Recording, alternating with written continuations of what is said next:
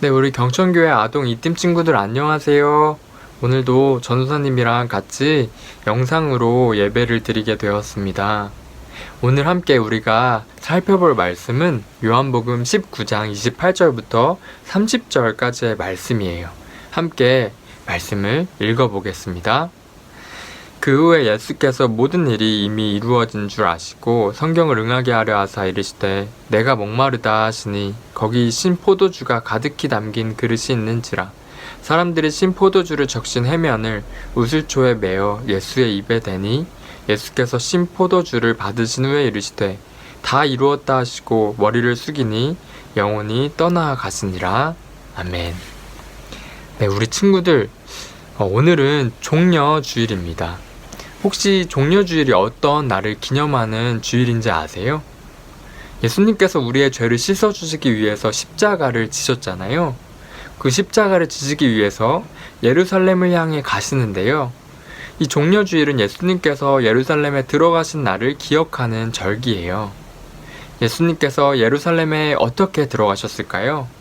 이날 예수님께서는 어린 나귀를 타고 예루살렘으로 들어가셨어요. 그때 많은 사람들이 자기가 입고 있던 겉옷을 예수님 가시는 길에 폈습니다.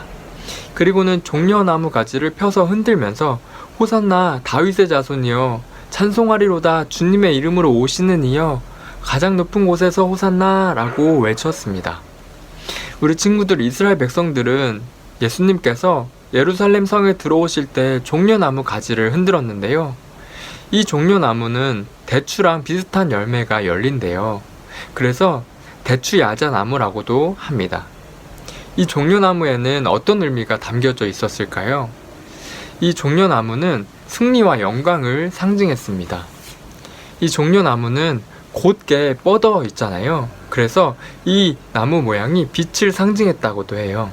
이스라엘 백성들이 이 종려나무를 들고 예수님을 맞이한 이유는 예수님께서 이제 승리하시고 이스라엘 백성들을 구원해 주실 것이라는 기대와 소망이 있었기 때문이었습니다. 그래서 이스라엘 백성들은 이 종려나무를 가지고 흔들면서 예수님을 맞이했던 것이에요.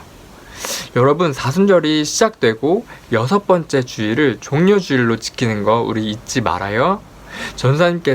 전사님이 교회에서 만나면 친구들에게 물어볼 거예요. 친구들, 한 6년 전쯤이었어요. 저희 누나가 고슴도치를 집에 가지고 왔습니다.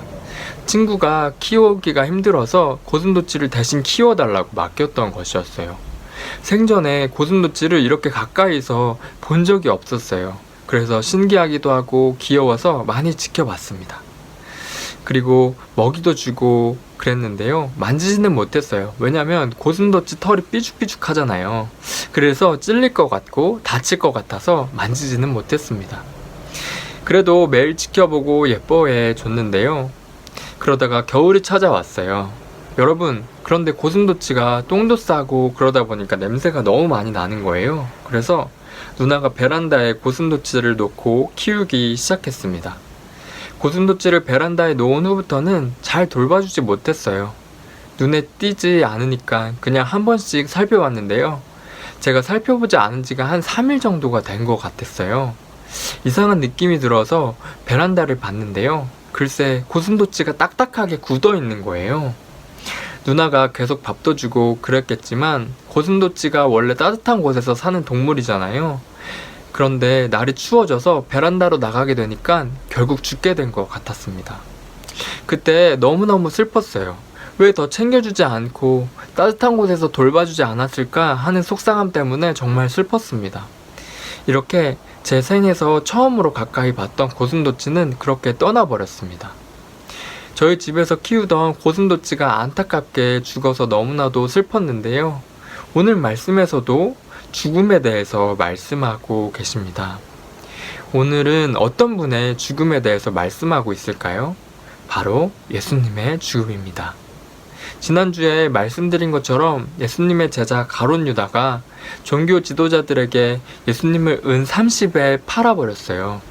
그래서 대제사장들과 종교 지도자들은 예수님께서 어디 계시는지 가룟 유다를 통해서 알아냅니다.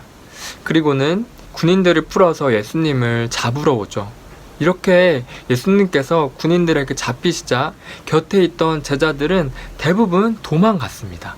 그리고 나중에 그렇게 충성스럽던 베드로까지 나는 예수님을 모른다 라고 예수님을 부인하게 되죠.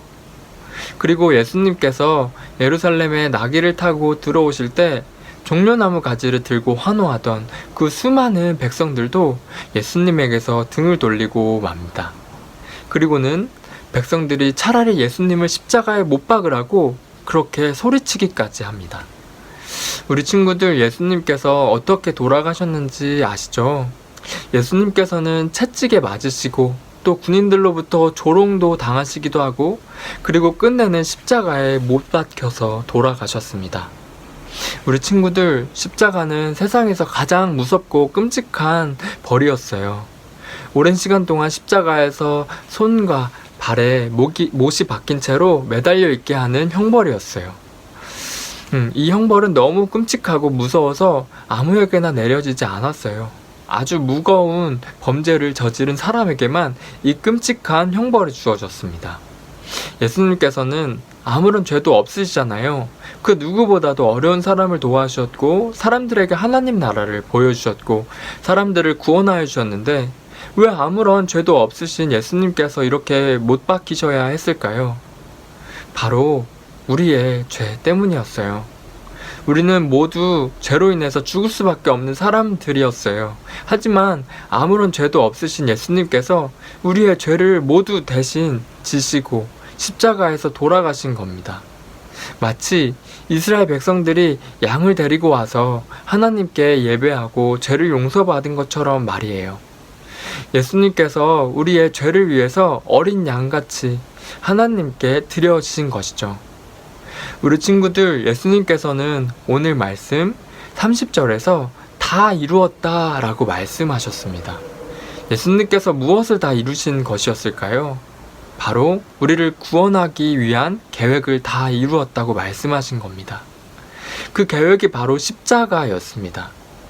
예수님께서 희생제물이 되어주셔서 우리의 죄를 모두 다 사해주신 그 사건이 바로 십자가 사건이었던 거죠. 우리 친구들, 저도 키우던 고슴도치가 죽어서 너무도 슬펐고 죽음은 너무나도 슬픈 것이에요. 예수님의 죽음은 죽음으로 끝나지 않습니다. 죽음은 너무나도 슬픈 것이지만 예수님의 죽음은 죽음으로 끝나지 않습니다. 예수님의 죽음은 생명과 부활로 이어지세요. 우리 친구들, 이번 한 주 동안에는 예수님의 고난에 더 집중했으면 좋겠습니다.